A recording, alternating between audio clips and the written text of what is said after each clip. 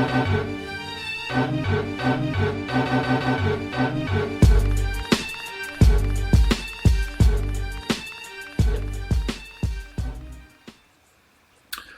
what's up, and welcome to episode 92 of Throwback Hoops. My name is Rob Clayton, and joining me today is another very special guest. It's an absolute pleasure today to welcome guest host Stu from the Sport Blokes. Thanks so much for joining us again, mate. Mate, appreciate you having me on. Honestly, always great to talk hoops with you. Hoping that the internet decides to play nice today, but geez, I tell you what, after Jacinta, Nathan, Mookie the last 3 weeks, I've got Shaquille O'Neal size shoes to fill. Wasn't this great? We talked about this at Woody's party. I know we've mentioned that on the last few weeks, but might as well get your thoughts on it. Did you enjoy the party of the century that was Woody's 40th? I did once the incredible headache that I had subsided. Unfortunately, from the several pints at the grand final, it kind of hit me for 6 a bit. But once I got in and managed to get some of that amazing butter chicken down me, it was good, really good fun. Nice, no, it was great having you. And it's been really good these last few weeks, just sort of having a few special guests. For those wondering, Woods is back in 1 week, so this is going to be kind of the last episode we do for a while, having a special guest host. Woody's currently in India still. He gets back in about a week's time, and he'll be back on board next week. But can't thank you enough for joining us again, Stu. Trying to think, is this what the 4th time you've been on the show now? You hosted one when Woody was away the other year. I think you and Nathan have been on twice together, possibly. So this could be number 4, I think. So, yeah. It might be. It's at least 3 or 4, definitely. 3 or 4. Yeah, definitely. Well, for those watching the video on YouTube, please make sure you like, rate, and subscribe. If you're listening to the audio, of course, it's available where all good podcasts can be found. So, all right, well, you know the drill by now, Stu. After coming on 3 or 4 times, we're going to start off with jerseys there. I'm obviously rocking a bit of a theme today in honour of your OKC Thunder, and I'm loving the Kevin Lish jersey hanging up. But why don't you talk about the one you're rocking today? Yeah, no worries. I'll take the headphones out so I can do the Sounds spin. good. So Stu's standing up rocking the OKC number 12 jersey. Quite a topical jersey as well, which I'm sure Stu will talk about. I'm loving that one, mate. And I just mentioned a bit of a topical jersey as well, right? The Steven Adams one.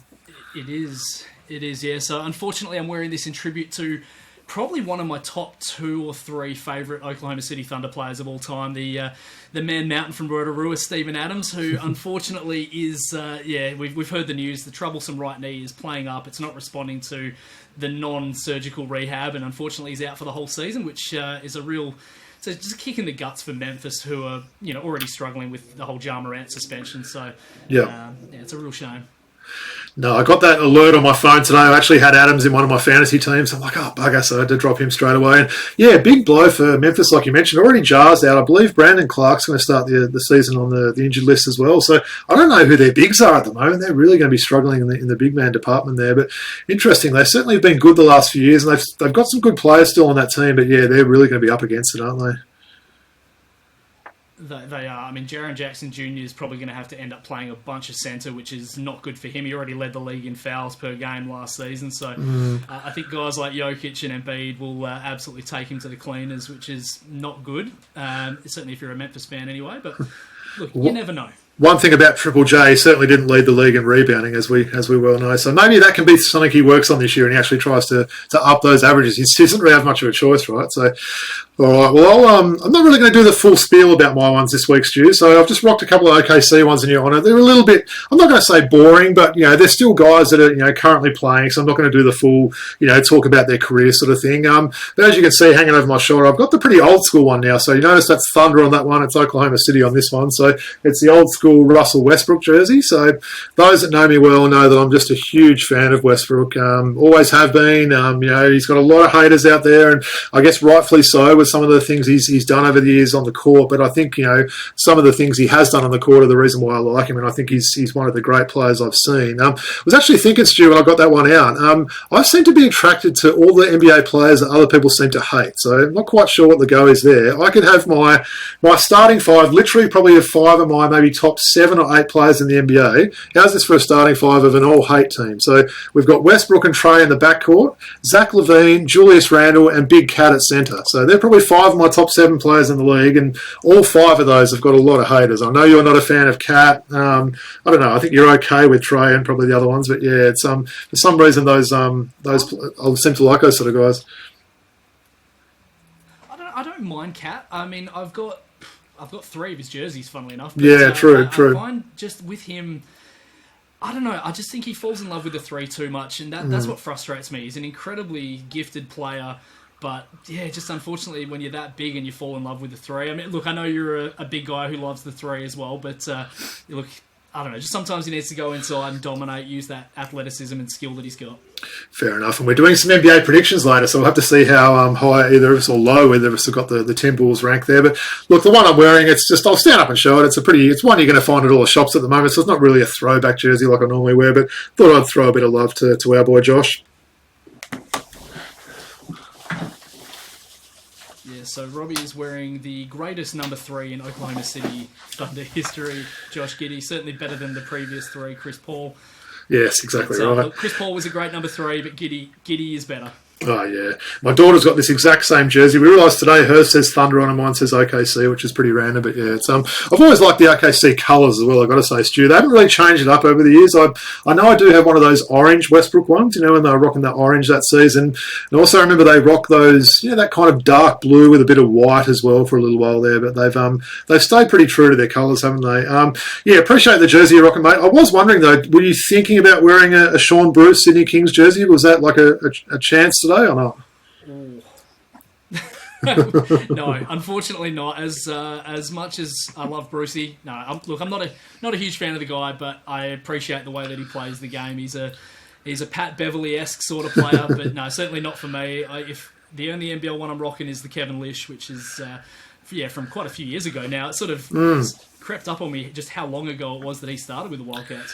And I should say as well, for those who are wondering, that to say, hey, that background looks a little bit familiar. We've seen that background recently. That's, of course, because you're at Nate's house tonight recording there. So I believe you're going to be jumping on and recording your latest episode, Sport Blokes, after this, I think. Massive shout out to you. You've done a day's worth of work and you're doing 2 podcasts tonight. So really appreciate it. So, all right, well, let's get into it. So I thought we might start off with some NBL this week, Stu. After the Wildcats result, I was thinking of maybe just scrapping the NBL off the whole run sheet, but of course we're not going to do that. But look, as we always do, we'll sort of do a quick little review of the last round and then a preview of the next round. But in terms of round 4, what were some of the things that stood out for you in the most recent round? Well, I've got a few things. The first thing, obviously, we all really need to just stop underestimating the jack jumpers. Like every single season we do this, we count them out. Oh, they can't possibly do it again.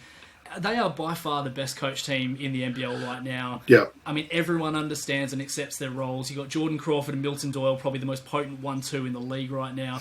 And, the best centre they could ask for with that team in Marcus Lee. Does all the dirty work, doesn't need stuff run for him. Those guys are absolutely the real deal. Yeah, mate, that game against the Kings, so for those that sort of didn't see the result, Tasmania, I wouldn't say massive upset, it's 2 of the better teams, but they knocked off the Kings on their home floor there, and Jordan Crawford was amazing. I'm going to stop calling him Jordan Crawford. It was sort of confusing me the way he spells it. It's definitely Jordan Crawford, but he put on a show. I was watching a bit of that with my wife. She couldn't believe just how tiny he was, and I think after I showed her, he might have gone on and scored about the next 12 points in that game. He's just a walking bucket, isn't he? Great passer of the ball too, very unselfish. Love the way he goes about it. Yeah, some of those guys like Majok Dang have really stepped up. They've just got a lot of sort of, no-nonsense guys that come off that bench there and really, really work well there. So, yeah, I think get behind that team. They're fun to watch. Milton Doyle, didn't have his greatest game against the Kings, I didn't think, but still hit some really timely shots there and, of course, is an MVP candidate. But, what else stood out for you then? Well, I was actually going to, flip around and ask you a question. The flip side of that game that you just mentioned, the Sydney Kings, what are your thoughts on the Kings right now? Yeah, look, it's still a little bit of a work in progress, I think. They're still trying to fit a lot of new guys into that team. And, of course, literally they're getting, I think he was either 2nd or 3rd in the MVP voting last year in DJ Hogue, which is just going to be a huge acquisition. But I think they're going okay. They've had a few of these, I think maybe the last 3 Sundays in a row. They've had that Sunday afternoon game. I don't think their defence was obviously good yesterday. They gave up a franchise high for the jack jumpers there, getting 3 figures there. But I think they're going to be okay. They've got some depth. They're probably still like a couple of the teams, and like I mentioned last week, that are potentially playing too many guys. I've said it before, 40-minute games. I don't think you need to be going 10 or 11 deep into the roster. Wildcats and Kings both played one game last week, so, play 8 players. Play 9 if you have to, but maybe give some of those guys a bit more time. But, yeah, I think they'll be okay. What about, I'll ask you as well, Stu, so obviously the 2 Melbourne teams were the other standout teams of the round, weren't they? Both ending the round 2-0 there. As the Southeast were really impressive for me. So they had 17 points and 23-point wins. So a combined margin of victory of 40 points there. They're a different team with Big Sauce in the lineup, aren't they? That's it. That's the difference. It's Alan Williams. The guy is an absolute beast. I know, every time we play him, that's the guy. Obviously Mitch Creek is a perennial MVP sort of candidate, but Big Sauce has got all the moves. He's an incredible rebounder down low. And it's a struggle to stay in front of him and keep the guy from just dominating. So, very, very big difference it makes having them on. And, Melbourne United as well. I mean, JLA came back off the bench, had, 16 points in not that much time. He was angry too, wasn't he? 21 minutes sharing. Yeah, he's playing angry in that game. He was. That's a big one for me. Getting JLA back in that lineup, it's just a huge thing for him there. It is. I did just quickly want to go back to Sydney for a second. Just one thing, and I know you're absolutely right. They will figure it out once Hogue gets back. The living and dying by the 3-point shot is kind of what worries me a little bit at the moment. So you look at the last 2 games. They were 7 or... Well, actually, let's look at it this way. 2 games against Tasmania, so one of the best teams in the league. 7 of 25 at 28%, and then 10 of 37 at 27%. And then they also had that 7 of 40, which is 17% against Perth. So 3 games where they've really struggled shooting the ball. Their last 2 games, 77 threes to 75 twos, even though they're shooting 22%. It's disgusting. It's pretty crazy, yeah. You've got Jordan Hunter there. Well, it's all the team as well, isn't it? Everyone's got that green light when they come on there. Anyone's coming off the bench and they're jacking up threes there. But I think you're right, though, Stu. That's too many for this team. It's not like they're an undersized team as well. You're right. They've got Geordie Hunter down low. They've got some length with guys like Tui and even Valentine's probably above average for his position there in size. So I think they probably need to cut that out a little bit. We've got a coach that's been around NBA teams, and we know that's the way NBA teams have gone over the last few years. But I agree. I mean, you're shooting 17% from the 3-point line. You're not really doing yourself many favours, are you? Nah, you're not going to win many games in the NBL shooting those sorts of numbers. And I guess the obvious next person to bring up with bad shooting numbers at the moment is Bryce Cotton and the Wildcats. We do have to just quickly talk about it, as horrible as it is. What did you make of the disappointing performance over the weekend against Adelaide? No, we couldn't escape having a chat about the Wildcats. Those that know Stu and I, we're massive Wildcats fans, Wildcats lifers there, and another disappointing game there. I try and be positive. I'm more that sort of glass half full fan there, but there was a few things that bugged me in that game. Little things like not calling a timeout when we're down 5 with a minute left and running, and Harris jacking up that shot. Again, probably playing too many players, but then, Ben Henschel not getting any minutes again. They're frustrating, aren't they? And as you mentioned, Cotton, look, he was really good last week against the Kings. He was a real standout for them. His percentages weren't amazing, but he's been a little bit down. I'm not quite sure what it is. I think it's he's not old enough to be saying he's turning that corner yet. His guy's 31 years old, so I don't know. The league's got a bit more athletic. They're playing bigger guys on him perhaps, and I'm very confident he'll shoot his way and get himself out of this slump, but I'm pretty concerned, I've got to say, with the way we're looking so far. Teams like Adelaide, we all thought they'd be wooden spooners and probably would struggle to win more than a handful of games. And, they thoroughly deserve that win against the Wildcats on Saturday. And if the Wildcats aren't careful, they're at home this week. They've got a big game against Brisbane, who, again, on paper, you think, we should be right there. Absolutely no guarantees there. And I think if Brisbane win that one, I think there's going to be starting to be some, whispers out of Perth about, Coach Rillie. I don't know, it's a tough ask, isn't it, to back up from someone like Trevor Gleeson. Obviously we're going to forget the previous coach, which we like to do. But someone like Gleeson that had all the success. He's back in Perth at the moment. He's in the limelight as well. What was your take? Did you have any sort of different thoughts on that, or am I on the right path there?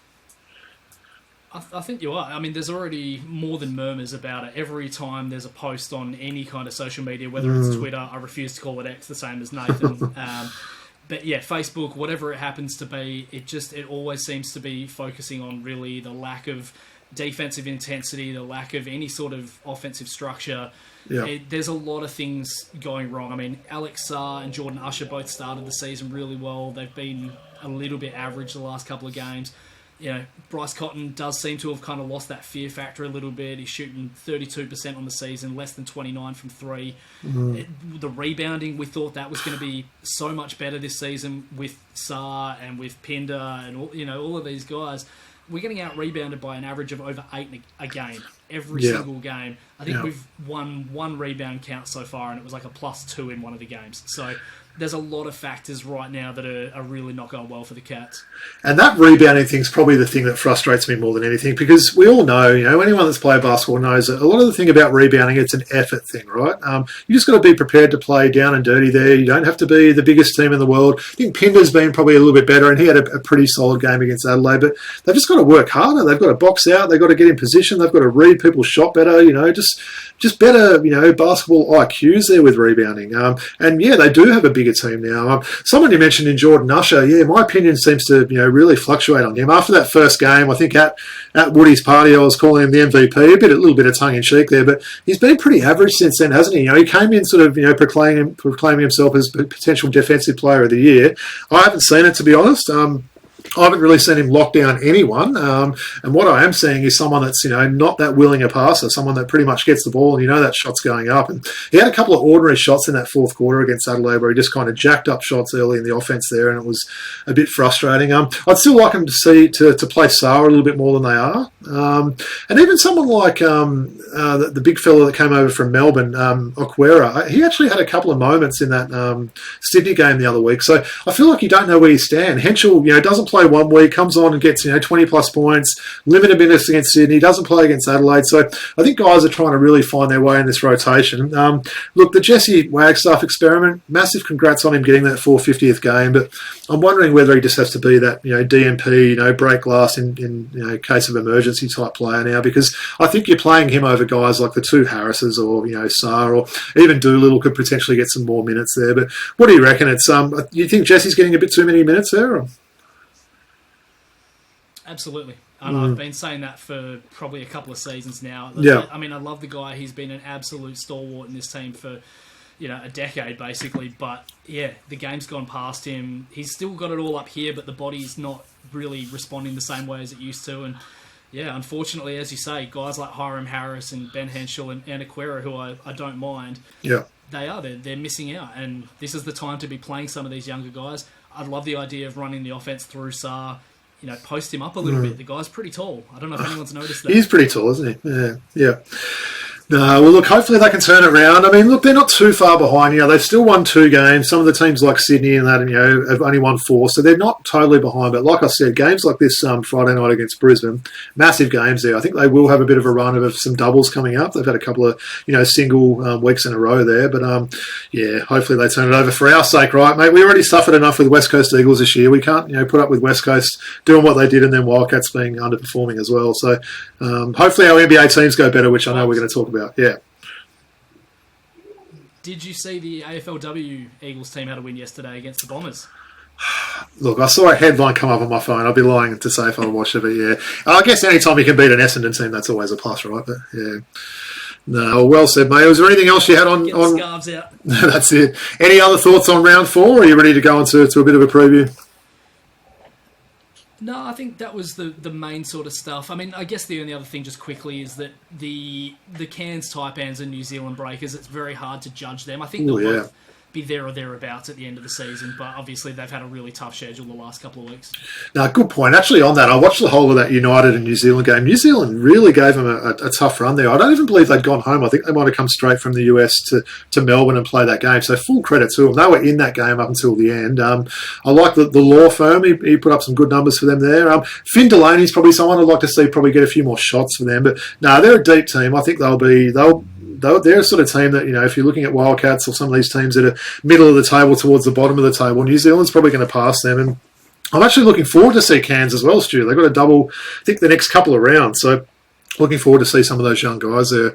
All right, well, good stuff. We'll get on to a bit of a round 5 preview. So quite a busy weekend coming up. And Woody, if you're watching this, I hope I'm actually going half decent with putting up these slides. I'm still kind of learning what I'm doing here, so bear with me. But as I mentioned, round 5, we've got a few more games than we've had last week. So I'll just go through these sort of just quickly one by one, Stu, and we can give some thoughts there. So look, we've got another Thursday game as we do. We've got a double actually. So we talked about these New Zealand games when you were up in over in Sydney the other month as well. So a 5:30 start there, which is 2:30 there. So it must be pretty hard for you guys in the West to watch these games. But yeah, New Zealand against Adelaide. What are your thoughts on that one? Well, certainly that is the joy of having KO, I guess, being able to go back and watch it on delay, I guess. Yeah. I mean, it's hard to imagine that New Zealand don't beat Adelaide at home. You would think it would be relatively comfortable, maybe 15-ish. So, yeah, I can't see Adelaide getting another big scalp. I agree. It'd be interesting to see if Flowers gets on the court too. That was so bizarre seeing him getting a DMP CD against Perth after being so good a couple of games ago as well. So obviously a lot of teams are working out how they're playing these next star players. You see a few not getting a massive amount of minutes. Well, the other game on Thursday night, it's an interesting one, this one, I think. So Illawarra at home against Cairns. Cairns have had a pretty interesting start to the season with just playing a couple of games and being over in the US. Didn't go great in those games. It did have a few injuries and people out there. Look, for me, this is, I mentioned the Wildcats game being big. This is an even bigger one for Illawarra. You've got to defend your home court, right? I still like some of the players on that roster. I think Tyler Harvey and Robinson have both been a little bit disappointing this year, but I still like some of the talent on that team. So, look, I'm going to say Illawarra win this one and get a much needed win at home. You got any different thoughts on that one? Yeah, I do, actually. I think Cairns get this one. For me, you mentioned Justin Robinson. I mean, we saw that very small glimpse of what he can do. He had that really big game earlier in the season, but for this, for the whole of the season, 32% from the field, less than 22% from three. You got two high volume, low percentage shooters in one backcourt. It's just, I don't know. It's a bit of a struggle right now. I like Cairns. I really like the makeup of their team, and I think they'll go in there and get that one. No, fair call. And mate, you're right. 32% from an import. I mean, that's pretty ordinary, isn't it? So hopefully you can improve on that a little bit. We've got an absolute cracker that first game. So another doubleheader on Friday night. But what a cracker this first game here. So Tasmania against Melbourne. Sure, that'll absolutely be sold out down there on the Apple Isle there. So, wow, who do you pick for this one? I mean, United have won 4 in a row. Tassie have won 4 out of their last 5. So, it's basically what is a top-of-the-table clash. I'm going to say Tassie. Hard to go against them at the moment. We did mention Melbourne with having JLA, just how deep they are now. I don't even need to really play Rob Lowe, who'd been so good this year. But I'm going to say Tassie for that one. What's your pick for that game?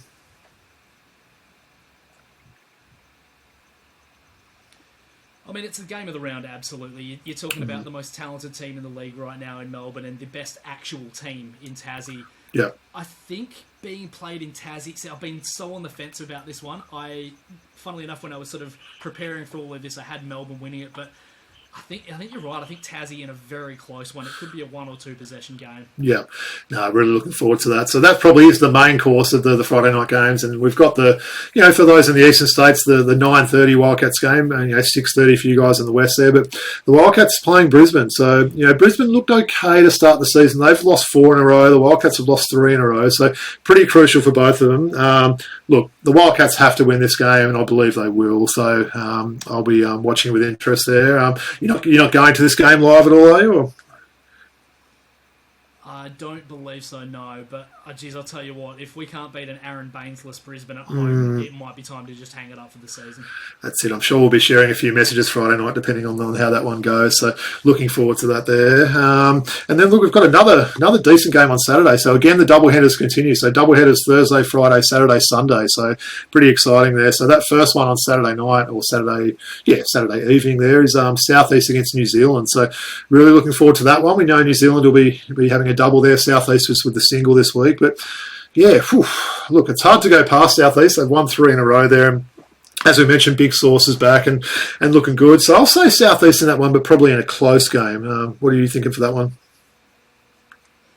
Yep, no, I've got the same. I've got the Phoenix at home. It's that, 2 games in less than 48 hours for the Breakers with the time difference as well. Yeah. All the travelling they've done the last couple of weeks, it's going to be very, very tough for them to back up. No, good point. Well, the next one there, I know, look, Woody will be, eagerly watching this. It's his two favourite teams there, so he'll be watching this in India.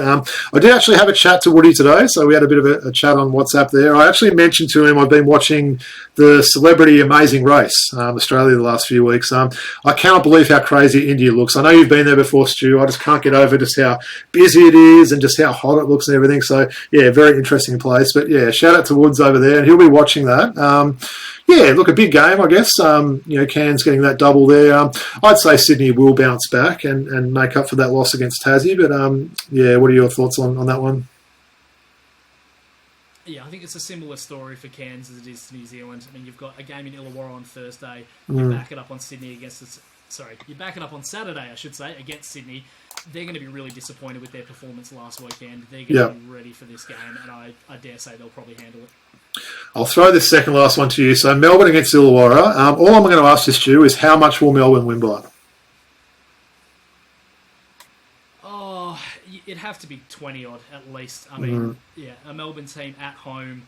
Yes, I know they're travelling, obviously, earlier in that round, but, I mean, the trip to Hobart is pretty quick, so it shouldn't impact them too much. I think it'll be about 20-odd. Yeah, it could be a little bit ugly, that one. Depending on what happens in that Melbourne-Tassie game, whether they're playing with a bit of a chip on their shoulder and they go on on a 4-game winning streak. But yeah, I won't disagree with that prediction. And then we finish off the round, so we've got the 4 o'clock. And I think I've mentioned on a few of these previous, Stu, I like how they're keeping these standard game times this year. We're not doing really the Monday games. I think there's not a Monday game until maybe round 10 or something. But it's that traditional time. There's going to be we're talking Eastern State times. There's going to be a 2 o'clock and a 4 o'clock game on a Sunday. There's going to be Thursday night games. So I like the way the NBL's done the schedule this year. But yeah, in terms of that game, it's hard to go past Tassie. They'll make the trip to Brisbane and they'll get that one, I think. Yeah, I don't think the Bullets have looked anywhere near as potent without Aaron Baines, and it just it's got worse and worse as the rounds have gone. And look, they're flying home from Perth the day before that game as well. Makes it pretty tough out against the Jackies. No, definitely. Well, certainly a big round coming up. So 8 games there. We've got double headers every game. So everyone watch those.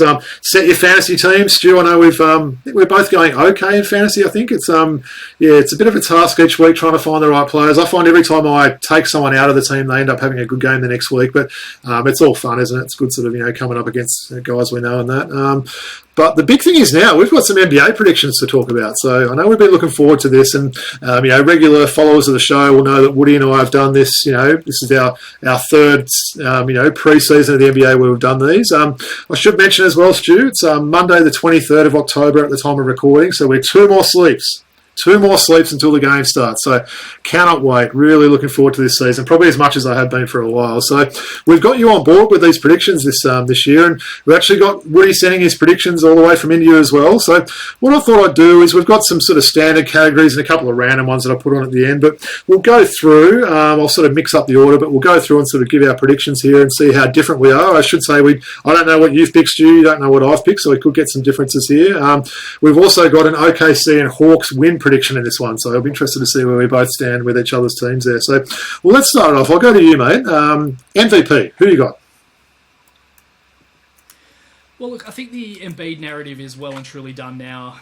They saw what happened. They give him the MVP, and then he just basically wets the bed in the playoffs. So, can't imagine that he'll be getting it again this year.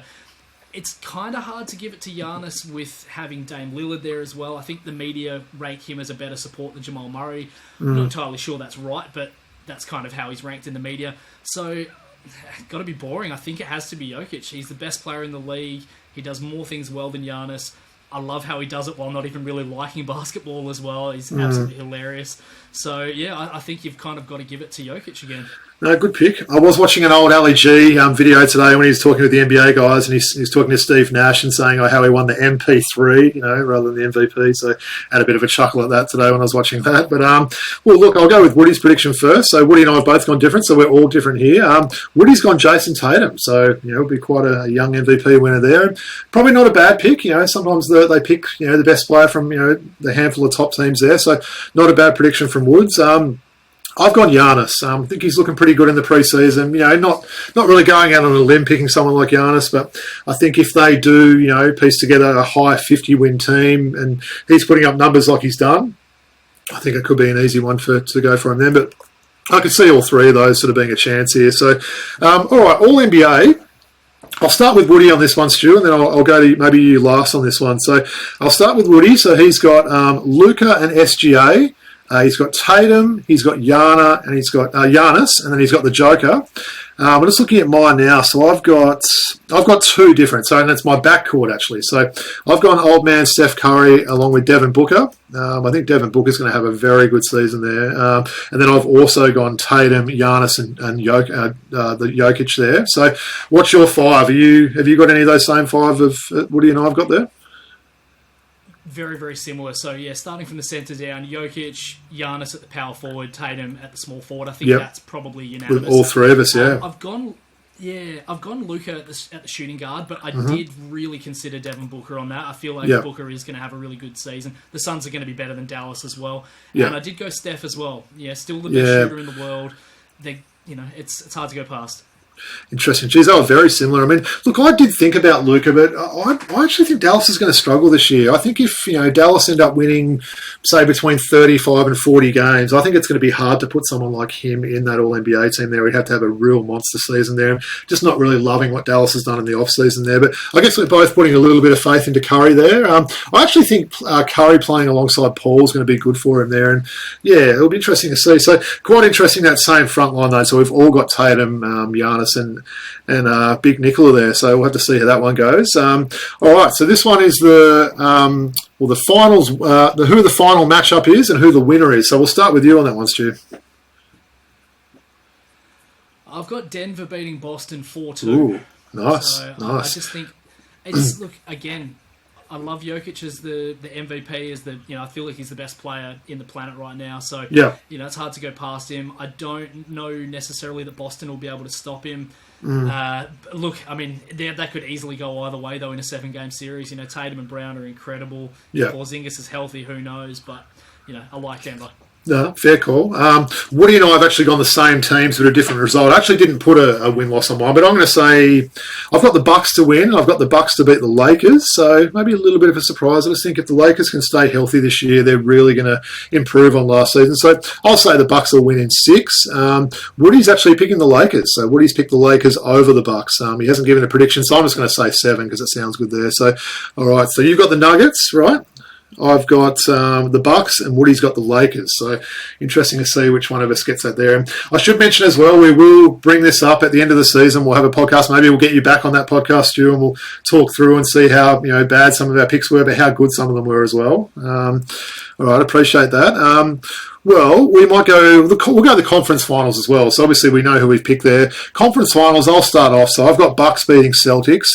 Woody's also got Bucks beating Celtics. And then in the West, I've got the Lakers beating Denver, and so does Woody. So Woody and I are exactly the same for those, which is a surprise. But what were your conference finals matchups there? Yeah, I mean, look, I had the Bucks and Celtics as well. I've got Boston winning that in 7. It's hard to see anyone else in the East, really. When you look at teams like Cleveland and New York are talented, but they maybe don't have the playoff experience. Yeah. Philly could be an absolute disaster depending on what happens with James Harden. So I think it's hard to go past those two teams. I don't know, I thought Denver and Phoenix seemed like the obvious choice in the West, but I actually don't think that Phoenix will get there. I think it could potentially be someone like the Warriors if they stay healthy. I mean, they've got a very, very deep team. I think getting rid of Jordan Poole and adding Chris Paul just gives them a bit more stability. Yep. So if they can stay healthy, you never know. But I could also see the Lakers trading D'Angelo Russell at the trade deadline and making it too. So you just don't know. I think it'd be a very brave tipster that picks not Bucks versus Celtics right in the Eastern Conference Finals. Like you said, there's a few other teams you could maybe make a slight argument for, but both of those teams are loaded there, and they've got we did the win-loss last week. Shout out to Mookie for that one, and they easily had the highest over and unders there. So, all right, we'll stick with the East there, and we'll sort of talk about our 6 teams that we think are going to make the playoffs. So obviously there's the 6 teams in the playoffs, 4 teams in the play-in. What we might do is do this one a bit differently and just go for the number. So who's your number 1 seed in the East there?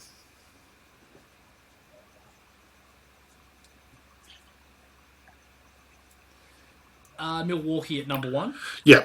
All right. So Woody and I are both Milwaukee. So that's unanimous. So all 3 of us have got the Bucks at 1. Woody and I have both got the Celtics at number 2. I'm thinking you may be the same, right? Okay, so that was pretty easy. Yep. All right, so this is when I think it gets a bit different there. So I'll start off. So the team that I've got finishing third in the East is Cleveland. Woody's got Miami, which, of course, that does shock me there. Who have you got at number 3? As soon as you started half smirking, I was like, I bet you any money Woody's put Miami at 3. Yeah. I've got Cleveland at 3 as well. Yeah. I like that Cleveland team. I think they've got a couple of injuries early on there, but I think Mobley will take another step up there. I think Mitchell's going to put up big numbers. I'm not sure if Woody saw all those departures from that Miami team or whether he's got a lot of high hopes in Tyler Hero. And fair enough. Hero could come back and have a monster season. But, yeah, it's an interesting one at 3. And then basically, 4, I'll put my homer hat on, Stu. Atlanta Hawks, finishing 4th for me. So for Woody had... What do you have? 1, 2, 3, 4. Woody had the Cavs at 4. Who did you have for 4? I've got Philly at 4. Look, they could absolutely implode, but I'd like to think that with the talent they've got, they've still got Tyrese Maxey, they've still got Tobias Harris. There's every chance that they still have a pretty close to a 50-win season. Maxey could put up some big numbers this year, couldn't he? Look, I had New York next, so I had New York at 5, and Woody had Philadelphia at 5. So I'm guessing New York's probably going to be having the Knicks or Miami here, if I'm guessing correctly. Got the Knicks at 5. The Knicks at 5. Yep. Yeah.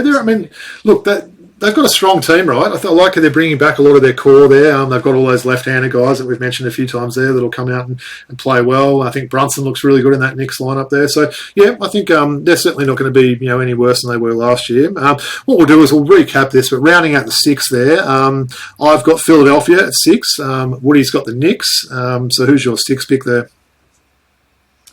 I've got Miami at 6. Yeah.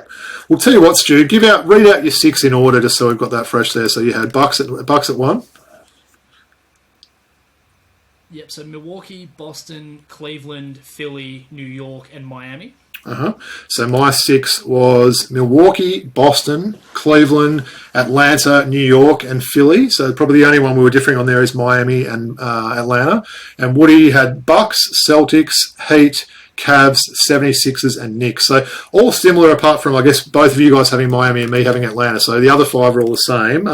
We've done our playing teams. I might just read out my 4 in order there. So I've got the Pacers. I think they're going to be a bit of an improver this year. So Pacers at 7.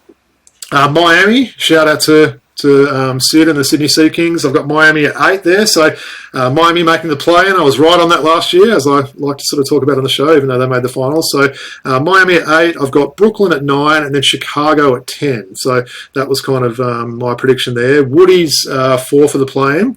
He's got the Nets. He's got the Hawks at 8, then Chicago and the Pacers. So the same, we've basically got all the same 8 teams there. What were your 4 East play-in teams? Yeah, well, my 4 actually round out. We've got the exact same 10. So I've got the Hawks at 7, the Bulls at 8, Pacers at 9, and the Nets at 10. Interesting. So no love from any of us for a team like Toronto, right? I guess they've lost Fred VanVleet. They've replaced him with DS17, but they're a team that maybe could surprise. I could see them, defending their home court and potentially getting up there. But that's quite interesting, isn't it? We've got the exact same 10 there. So I guess Hawks is a bit of a difference there. So 4 for me, 7 for you, and what's that? 8 for Woody there. So, look, I hope I'm right. We'll talk about our win-loss predictions for that soon. But let's do the same thing with the West. We might speed this one up a little bit, Stu. So I'll just read them out this one. So I'll start off with Woody. In order for his 6 playoff teams, he's got Denver, Phoenix, Lakers, Sacramento, Golden State, and OKC. My 6 teams for the West playoffs, I've got Nuggets, Lakers, Suns. Here's one that Woody and I really differ on, the Grizzlies. The Wolves. So I've got the Wolves at number 4 in the West, and then Grizzlies and Golden State to round out the top 6. Who were your 6 in the West there, and are we going to see the Wolves? Well, I've got the same 6 as what Woody's got, but in a slightly different order. So I've got the Nuggets, the Suns, the Kings, the Warriors, the Lakers, and the Thunder at 6. Okay. I should say, for me, Sacramento is my big slider this year. So I've got them finishing 10th and just sneaking into the play-in there. I think last year I felt like a lot of things went their way. Don't think they've changed their team a whole lot in the off-season there. I think they're going to be a team that probably disappoints. That's just personal opinion there. But I've got OKC at 7. The Clippers at 8. The Pelicans at 9. And Sacramento at 10. Woody's bottom 4 for the West there. He's got the Clippers, the Pelicans, the Grizzlies, so a bit of a slider there, and then the Wolves at pick 10. So really differing with Wolves in Atlanta for Woody and I there. So we might have to make a bit of a bet for a beer or something like that with Woody there. What was your West playing teams? Well, I might owe you a carton because I don't even have Minnesota in the 10. Wow. I've actually got the Clippers, the Clippers, Pelicans, Mavericks, and Grizzlies. Okay. To be honest, looking at it now, probably should actually move one of those teams out for Minnesota, but I don't know. I'm still not sold on them as a team. I'm not sold on Gobert as, being the same sort of defensive player as he once was. Look, Anthony Edwards will have a good season, but I don't know. I feel like the proverbial might hit the fan at some stage this season with him. No, fair call. I'll tell you a team who I struggled to sort of place when I was doing that was the Pelicans. I found them just a hard one to predict there. I think a lot depends on health with that team, not just Zion, guys like Ingram, CJ, that sort of thing. They were a tough one for me. I think on paper they could maybe make a surprise and potentially get up to maybe the 5th seed or something, but if something doesn't go right for them, they could also be 9th or 10th. So they were probably that hard one for me. Well, we've got a few more, individual type ones now. So the all-important Hawks win prediction there, Stu. So, okay, Woody's got, so last year 41 and 41. As we know, they win one and lost one the whole season, basically. Woody's got him at 43. I've got him at 45. My argument was to Woody when I said that today, they're going to be a 4-game improver just on having Coach Quinn Snyder there for the whole season. We had Nate McMillan for 3/4 of a season last year. There was maybe some issues with his coaching there. I think Snyder's a decent coach. I think we're getting some more minutes into guys like Jalen Johnson, Sadiq Bey, Onyeka Okongwu there. So I'm going to say 45, and I think that I'm pretty confident with 45 there. What's your number for the Hawks? The magic number? I actually had the same number as Woody, funnily enough. I've got 43 and 39. Yeah. It's one of those things, it all depends on health. The starting unit was pretty lucky last season for the most part. Yep. But, you can even look at like a DeAndre Hunter, a Sadiq Bey, a Kongwu. If those guys, one of them goes down for like 20 games, it could make a massive difference. And, we assume health when we do these sorts of things, but even with the loss of Josh, I was going to call him Josh Collins instead of Josh Smith. With the loss of John Collins, the Hawks, I think they'll be marginally better than last season, but you wouldn't back Trey to shoot the ball as badly as he did last season as well. So, I think 43 is about right. My sort of counter with that with injuries is I just love the Hawks' depth. I think they're, even if you put out their second lineup there, they're really high on Kobe Bufkin, the point guard out of Michigan as well. So they're going to really try and give him minutes this year. I don't think Patty's going to play a whole lot, but I think we've got the depth there. If one of those starting 5 goes down, even if someone like, Capella was to miss some time there, we've got guys like, a Kongwu that can come on, maybe some Bruno Fernando. They like him over there in Atlanta as well. But, it'd be interesting. So pretty similar anyway, 43 for you and Woods 45 for me. And then we've also done this same thing with OKC, given, we've got the OKC fan on tonight. And look, Woody and I are very similar. So Woody's got him at 44 wins. I've got him at 43 wins. What you got? I can't believe that. I've got 44 as well. That's ridiculous. Wow. So really close, isn't it? Yeah. Absolutely thinking alike. Look, I mean, it's hard not to be excited. 40 wins last season. You add a guy like Chet Holmgren, who looks like he could be absolutely elite as a rim protector. Yeah. The young cores stayed the same. Shea's still there. Josh, Luke, Dort, Jalen Williams, they're all a year older. I tell you who I'm really looking forward to this year having a good season is Isaiah Joe. Really like that kid. So it will be great to see how they all progress. But I think 44 in the Western Conference is a pretty decent number.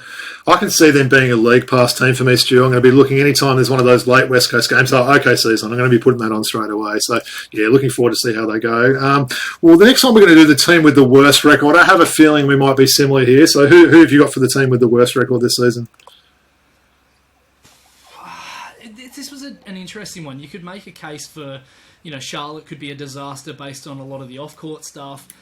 Portland, on paper, don't look amazing. They're very young. Detroit's lineup doesn't really instill a whole bunch of confidence in me, but they've got Monty Williams. So I've actually gone with Washington. Yeah. And on paper, I don't love it. I mean, you're starting Tyus Jones at point. He's a really solid backup, but he's maybe not a guy you want to be starting every night. Bilal Coulibaly's a rookie. He's only 19. Daniel Gafford's another guy, really decent backup, but he's starting.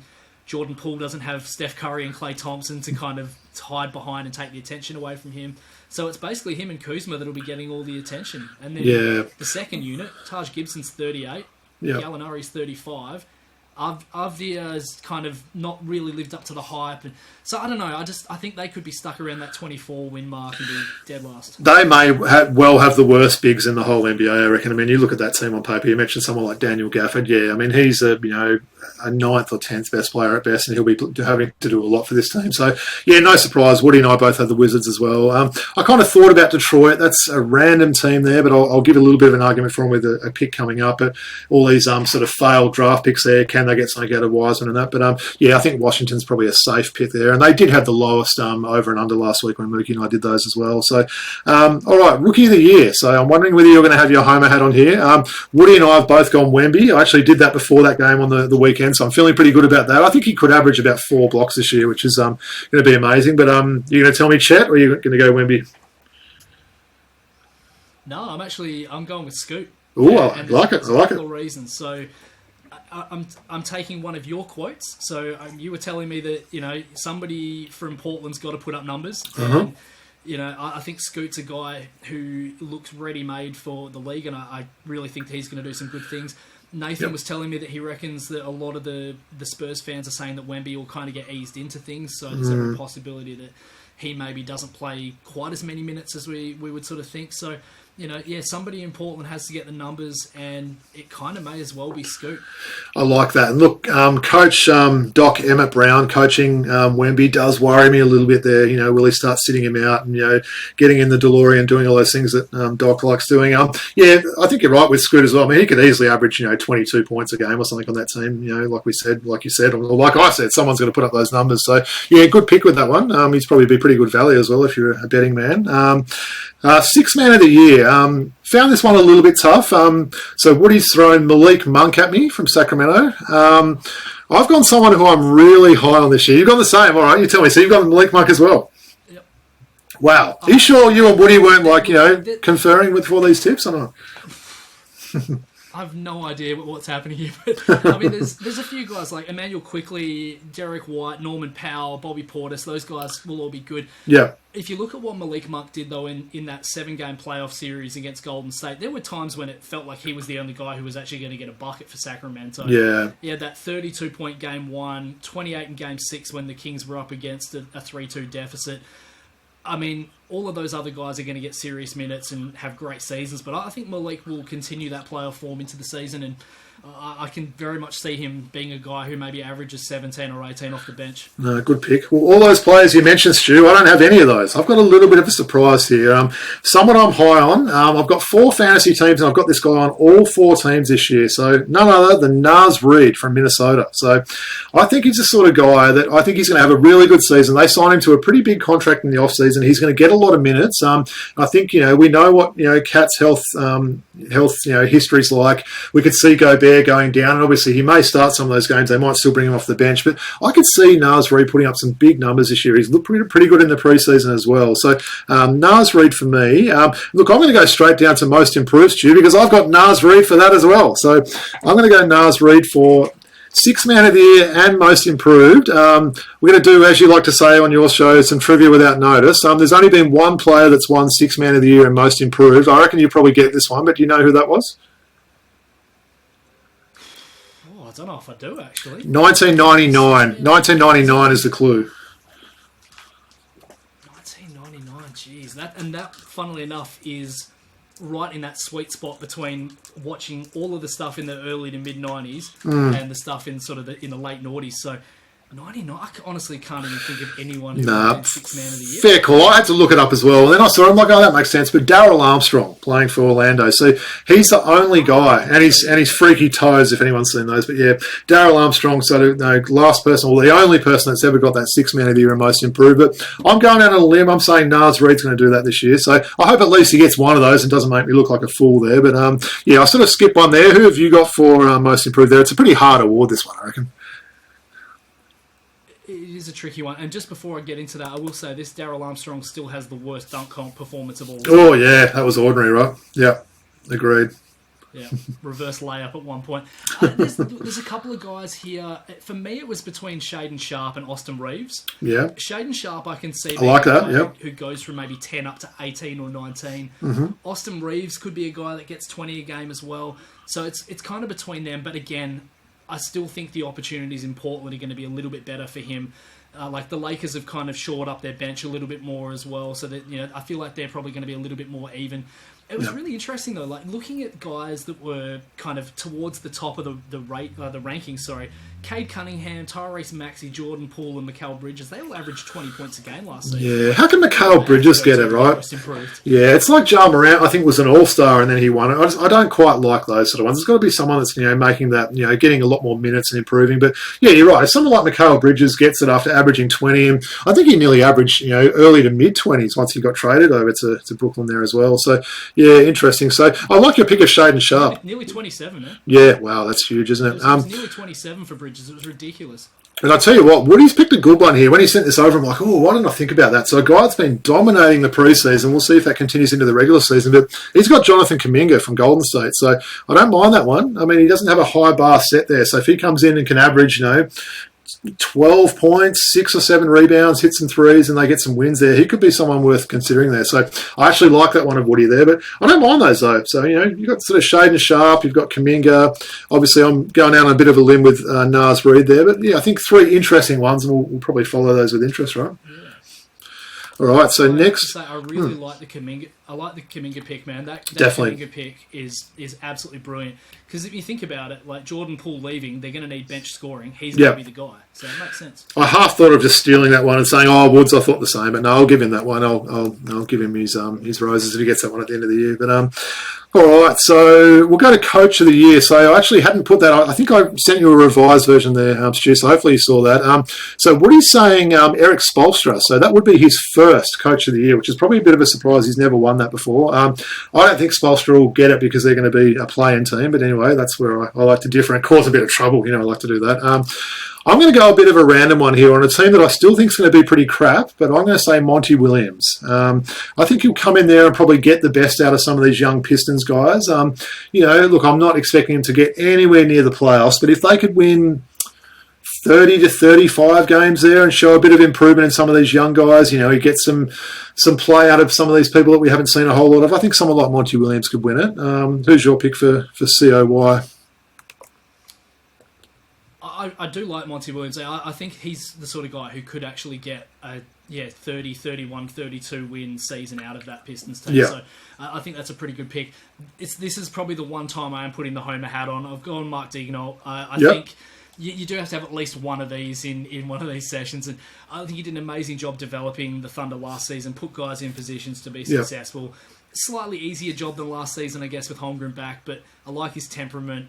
And I think there's every possibility that the Thunder could go slightly higher than what you and I picked. And, if they make that 6, maybe even the 5 seed, it's a big achievement.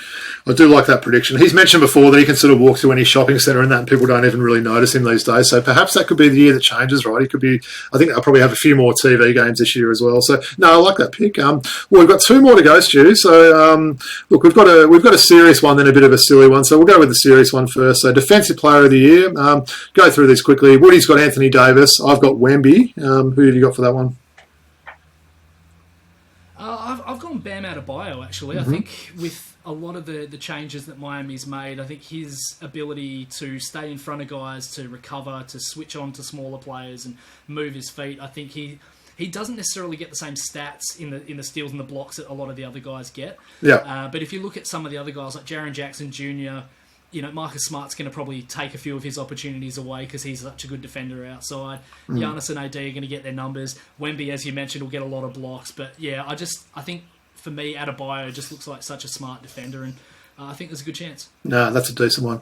All right, well, now we've got our final one, and a bit of a silly one there. So I set the question for us. So who plays more games this season? Zion, Ben Simmons, or Kawhi Leonard? So it was a bit of a tough one. So just before we give our picks, so last year, Zion played 29 games, Ben Simmons played 42, and Kawhi played 52. So, look, Woody and I have done the same. We've both gone Ben Simmons for this one. Before I asked you for your pick, Woody also sent with his pick, he thinks that Simmons is going to have a really big bounce-back season this year. So Woody's really high on Ben Simmons and playing a lot of games there.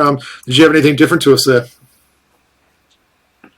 No, I agree entirely. If you're putting faith in Zion Williamson's health, that's a very, very tough thing to do. You got to look at it. He weighs 284 pounds. That's more than Jonas Valanciunas and about 6 pounds less than Boban.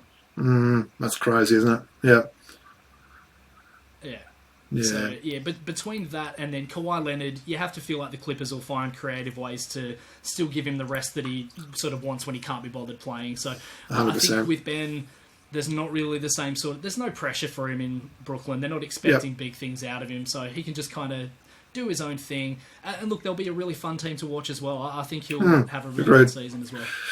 Nice one. Well, I enjoyed that. So what I'll do is I'll sort of go on there and record your ones. And as I said, we'll bring this up at another episode and kind of grade us there. I know I killed Woody with the predictions last year. You'll probably disagree, but I'm pretty sure I did. But we'll see how we went with some of those. I'm sure there will be a few that we're way off there. Nas Reed could come in and average, 7.5 points and do nothing for the season. I might look like a fool on that one. But no, that was a fun exercise there. Well, we're going to sort of round out the show tonight, Stu. I know you've been looking forward to this. This is a new one for me too. So everyone knows I've done classic packs. We're episode 92 now. We've probably done, I'd say, at least 50 shows where someone's read clues to me. We're going to switch it up tonight. I'm actually going to read the clues to Stu, which I'm looking forward to do. So I'm actually going to give you a choice as well, Stu. I've got 2 packs here, so we haven't talked about this. You're going to pick which pack I'm going to open here. So we've got Skybox Inaugural Edition. I know you're a fan of that set. We've also got Topps 94-95. So brand new sealed packs there. What you got? I mean, I do like the Skybox. It's hard to go past it. I have to say, though, all week I've been sitting here thinking, this is just like watching a game show on TV. You're sitting at home and you're just listening in. It's like, this is so easy. Or when you're giving the clues, it's easy. This side, the bright lights are on it. This will be interesting. Well, I've got to see if I'm good at clues. So we're going the Skybox, right? Yep. Skybox it is. All right, so brand new sealed packs. So it's Skybox Series 2 Inaugural Edition. So what do we got here? 1990-91, I think it is. So you can actually try and get an inaugural 10 while stocks last. I don't think that's still available, given that expired in August 1991. Anyway, I'll open this up. I like hearing this and Woody does it, so I want to sort of get some sound through the mic. So open this. I'm kind of a little bit nervous here, Stu. I'm not sure whether I'll be able to give good clues. I hope I will be. I know you and I are both very similar here with numbers. This is a bit stuck at the top, so I'm going to call out for some scissors to open these here. But yeah, looking forward to see who we get here. Very good design, these Skybox ones as well. For those that haven't seen it, there's a lot of artwork on these ones. They sort of put the player in a bit of a fancy background. So, all right, so let's see what we've got here. Series 2 is always a little bit trickier because obviously there's a few more obscure bench players on them as well. Okay. All right, we're going to start off here. I can see why Woody always smiles when he does this. It is fun. Not John Konkak, although Konkak did play for this team. Funny enough, Stu, this is a guy you actually sent me a message this week and told me that you knew someone that was selling a jersey of this player. So how uncanny that that's the very first player. Orlando Magic is my clue there, and I reckon you might remember the rest. Mark Akers. Mark Akers. How random is that after you mentioned that to me this week? So we've got big Mark Akers playing for Orlando, rocking the number 42. So look how nice those cards are, right? And then on the back, we've got a pretty big picture as well and some stats there. It just says Mark on the bottom, which is pretty cool as well. That's a random one, right? So in his NBA career, he averaged 3.6 points. So firstly, I can't believe that someone had a Mark Akers jersey there, Stu, and how random to get that one in the first pick. So Mark Akers. All right. Second one, we've got a coach. I'm not sure whether that's a good thing or not. He's looking pretty serious on this one. He's got his arms folded. So the clue before I give it to him, he had a pretty solid moustaches. I'm a bit of a fan of the moustaches, as you know. So he had a pretty solid moustache, and he was a Western Conference coach there. So Rick Adelman. Rick Adelman is correct. He's not looking very happy in this pack, though. He's got the arms folded. I think they could be down there. Great moustache there. Got a bit of a quote on the back. So in his seasons there, 73 and 44 for a 62% win-loss record. So that was a pretty solid coaching record there with Portland. I'm enjoying this. I like this. I can see why Woody likes it. Very good Portland Trailblazers there. That's a Portland Trailblazers team that Mookie would have loved, though. Yeah, he would have loved that one. Mate, we've got a random one here. This is really going to test you, but I reckon you might still get it. I'm even trying to find a number on this guy, and I can't, which makes it a little bit tough. Okay, he's a Utah Jazz player. And he's a 6'2". Rudd. Wow, that's amazing. Yeah, you've been looking at this set recently, I reckon. That's a great get. I shit you not. Honestly, I do. I'm not joking. When you said random, that was the first name that came into my mind was Delaney Rudd. That is very random, right? Delaney Rudd. So, again, an NBA career average of 3.5. So I think he's just... he's 0.1 down from Mark Akers. So you wouldn't say it's a superstar pack so far, Stu. And look, it's the trend continues with the next one, right? So we've got a guy here. He's pictured in a New Jersey uniform. Also had time with the Bulls and San Antonio would be the teams I remembered. And he's a BWS, so a big white stiff there. Played with all those teams. Jack Haley is correct.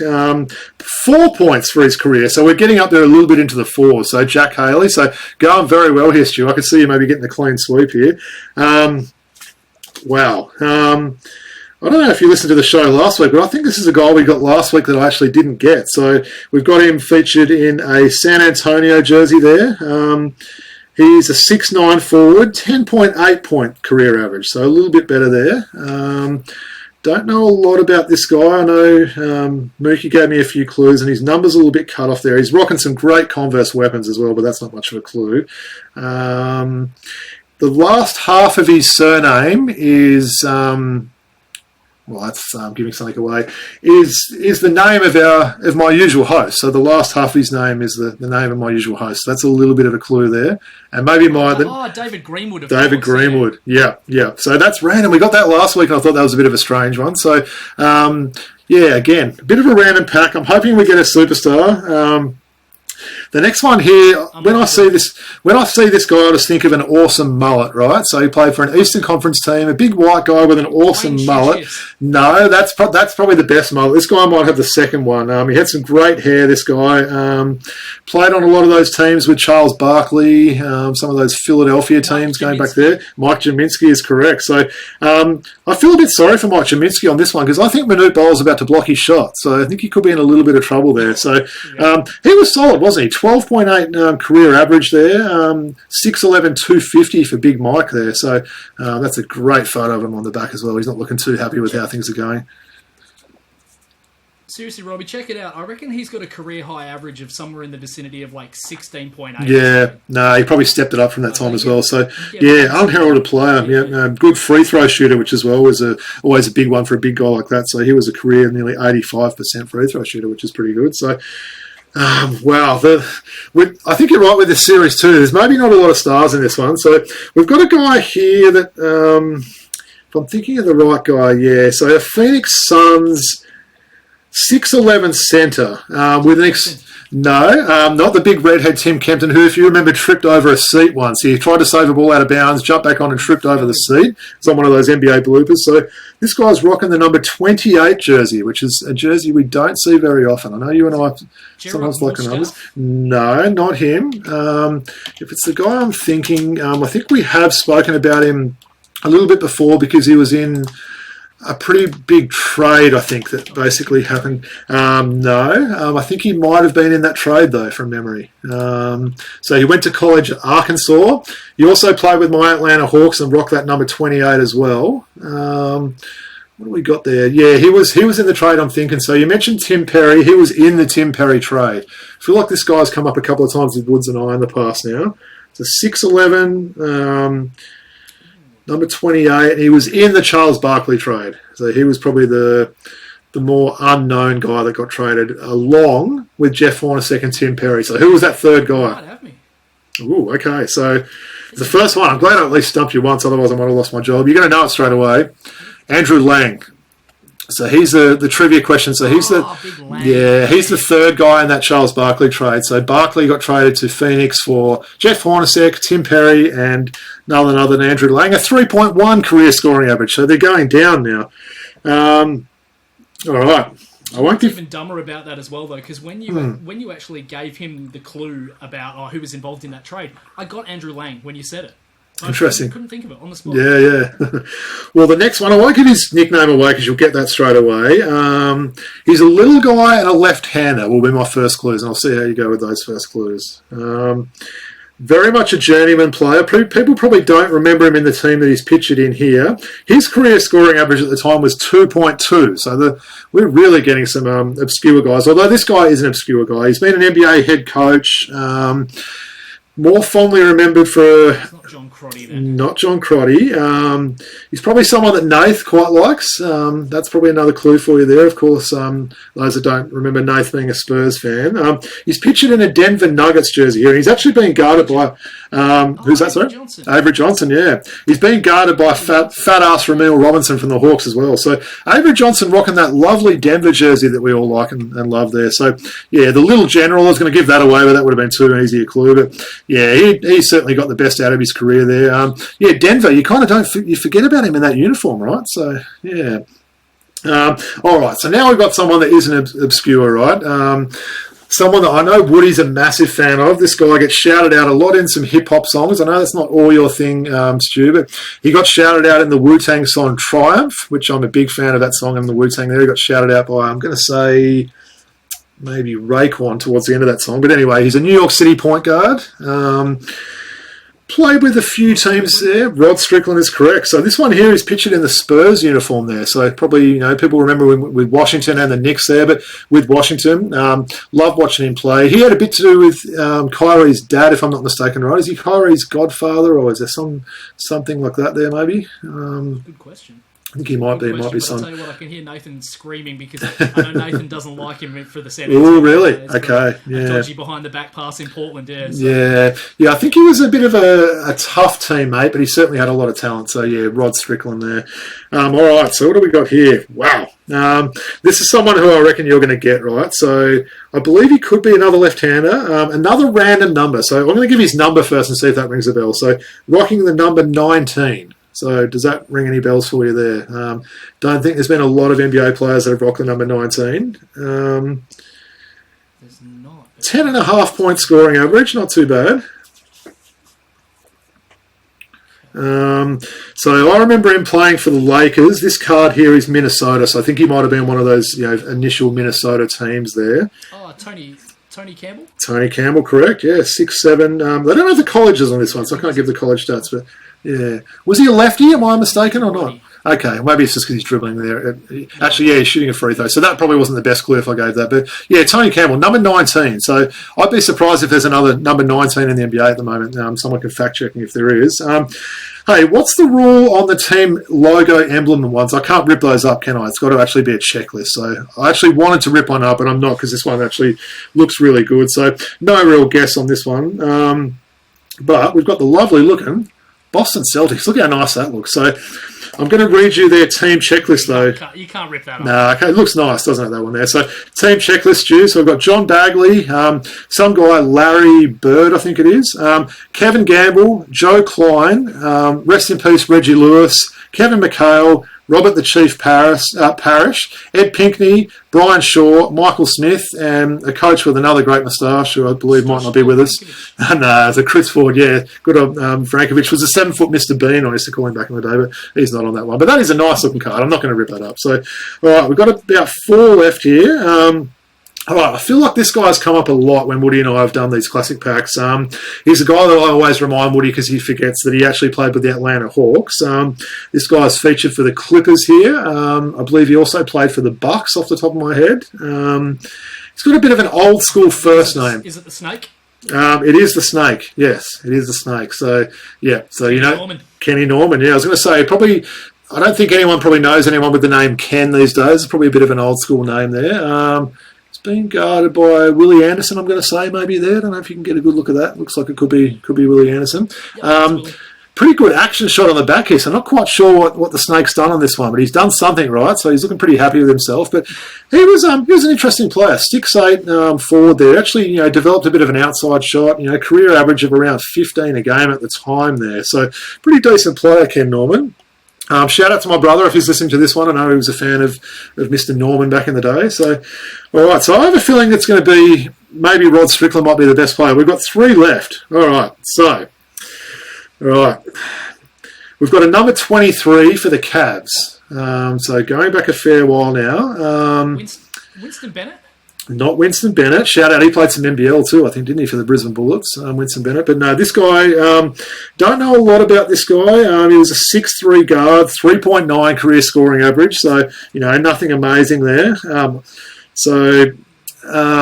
The clue which you'll probably get, and I think I might have even mentioned this in a teaser with you before, but his namesake had a couple of guys that played AFL, so there might have been at least 3 of these guys that played AFL. There's one for West Coast, one for Melbourne. They were kind of small forwards, could craft out a goal. Got a very common first name, so 23. Is it? No, it's not. No. So John. It's a tough one. I can't think of any Johns that played for them. Like John Morton. So my clue was Morton being Mitch Morton and Cale Morton, all those guys in the AFL. But yeah, John Morton rocking that nice 23 looking Cavs jersey there. So didn't have many other clues about him. Oh wow, we've got 2 to go here, Stu. I know you're going to like the next one. So another big guy that also had a little bit of time with the Hawks. He's got a very European sounding last name. Very, very good. That was your quickest one yet. So, yeah, I think he's someone that we both like, right? Wearing that awesome Denver Nuggets jersey. 7 foot 250. So he was a big boy, wasn't he? So we've got Big Blair and we've got Big Mike Jaminski. So it's a shame we didn't get some Dwayne Shinsius in this pack, but good old Blair there. Wow. We've saved the best till last, and I didn't plan this either. We've absolutely saved the best for last. We've got a rookie card here, and a very fine rookie at that. Hall of Famer. Currently got a son that's playing in the NBA. Who was that? Gary Payton. Gary Payton is correct. And look how nice that card is. That is beautiful. I reckon that could be worth a couple of bucks too. So I'll try and get my Beckett out online that I sort of saved recently. But that's a beautiful card there. So yeah, the rookie card, 6'4", 180. He's got his college stats, and talked about how he does some stuff for charity. Youngster growing up in Oakland. So I'm loving that Gary Payton. Stu, you went really well, mate. That was a pretty tough pack, I've got to say. I'm going to call it a draw if I did it. I'm going to say I would have got John Morton, but I would not have got Delaney Rudd. So massive props to you on Delaney Rudd. You could have given me 20 clues, and I don't think I would have got that one. So, interesting pack. So Gary Payton and Rod Strickland were probably the 2 standouts there, and maybe Avery Johnson rocking that old Denver Nuggets jersey. But otherwise, we've got a lot of guys with career scoring averages of about 4 points a game. So that was fun. Did you enjoy that? Good. Yeah, good challenge. I love the challenge of these random guys. I'm actually really disappointed I didn't get John Morton. I know the guy, but yeah, just as you say, when the lights are on, it can sometimes be tricky to bring those names from the Woody's still teasing me for some of my guesses last week when Mookie gave that Duke question there, because obviously we were doing a 92 pack of cards, but he said a guy drafted in 89, but it's a rookie, and I kind of got a bit confused, so I was throwing out all these random Duke guys, which Woody gave me a bit of shit for, which is a little bit mean by Woody, but anyway, you're right though, the lights come on and the pressure's on there and everything like that. But no, that was great fun, mate. Well, that pretty much brings us to the end of the show now. So look, before I get into all the formalities, just wanted to really thank you, Stu, for coming on. I know we've had this teed up for a while. I feel like you and I, especially, even more so than Woods and Nath, could probably do this chatting random NBA players for about the next 2 hours if we wanted to. But you've got another podcast to do today. So before I give our little shout-outs there, why don't you tell us a little bit about your podcast, where people can find you, and really encourage people, once Stu says this, to go in and give them a like and a follow and listen to what they do, because it's so good. No, I appreciate it, man. So listeners can check out the Sport Blokes anywhere they listen to podcasts, apart from YouTube. We're a visual medium, unfortunately. We focus mostly on basketball, cricket, AFL, any big news sort of stuff that's happening in any kind of sport, I guess. But we also timestamp our episodes, so if you're like you, Robbie, and you don't like cricket, you can always fast forward through that. We do a lot of fun stuff as well. We've done a bunch of redrafts of old NBA drafts. We had you guys on for the 93 one. I reckon we'll probably have to have you on for that Super Stack 96 redraft. That's a really fun one. Sounds good, yeah. Where will Jamie Fike and Amal McCaskill, where will they fall? So So some good names in that one, though. We also look at things like sporting chokes as well. So our sport chokes episodes, I think we've done about 5 of those. And we get special guests on from time to time. On top of that, you can find us at Sport Blokes on Twitter. We refuse to call it X, as I said before. Or you can send us a mailbag question at sportblokes@gmail.com. But yeah, no, thank you so much for having me on, man. Absolute blast. I love everything you guys do. No, pleasure. And this will just be a continuing thing that we got. Me and Woods go on your show, you guys come on our show. So shout out to Nath, who I keep expecting him to sort of open that door behind you and do a bit of a surprise or something like that. But he's been good. He's probably having a feed over there as well. Maybe getting ready for your show. But we're just going into our shout outs there. So, and as I mentioned at the start of the show, so the man himself, the 40-year-old Woody V, is back next week. So this will be the last show with a special guest, and a big shout out as well. Obviously we had Jacinta the first week, we had Nath, we had Mookie, and then Stu tonight. They did absolutely amazing jobs. Woody's job's in a little bit of doubt, especially the way Mookie hosted last week and how good these other 3 have been. But for those that want to follow us there, you can also find us on Twitter or X at Throwback Hoops, on Instagram at throwback.hoops. Our email address, throwbackhoopspodcast@gmail.com. Throw us some jersey selections. I've been a little bit slack. We normally post our jerseys on X. I've had a lot to do with Woody being away, so that's probably the one thing I haven't been able to get to, so we'll continue that. I'll pull out some more random ones. I was a little bit lazy tonight, Stu, just pulling out a Josh Giddey, which still had the tags on. I ripped that off before I put it on tonight, and then just an old school Russell Westbrook. But hey, that was in honour of yourself there. But I know Woody's also normally doing his Patreon shout out. So if anyone would like to give us a pledge there, patreon.com/throwbackhoops. If you can pledge a couple of dollars a month, it would really help us out with the production. Quite a lot of costs associated with doing all the video and editing things that we do with maintaining this podcast. Just wanted to say we'll be back next week with Woody. I'm going to throw to you though, Stu. As I said, we're 2 sleeps away from the NBA starting. Give us a quick thought. What are you looking forward to in round 1? And also, more importantly, what are you and Nath going to be talking about on your episode you're going to be recording of the Sport Blokes tonight? Oh, look, World Cup cricket is getting a little bit crazy right now, so we're going to talk a little bit about that. The NBL round, obviously. It's a lot of double up, I guess, on what we've just spoken about. The James Harden trade that never was with the Clippers. So there's a lot of stuff going on right now. But no, look, it's an exciting time, and I think I'm just ready for them to throw that ball up right now. Nice. And what's going to make Stu so bloody hell tonight? Can you give us a sneak peek or not? Look, there's a very unfortunate trivia question at a college football game involving a certain notorious leader from way back when. So interesting. Hang in tight for that one. Everyone will have to listen to find out who that is. So, all right, well, really appreciate it, Stu. It's been an absolute blast having you on there. Thanks to everyone for all your support and all your likes and everything. We're approaching that episode 100. It's going to be a bit of a milestone for us, and can't wait to bring you more shows. And it's a big piece out from the Throwback Hoops crew. Thanks again, mate. Peace out. Everyone enjoy the greatest podcast theme song of all time. Thanks, mate. Bring it on, Black Rob.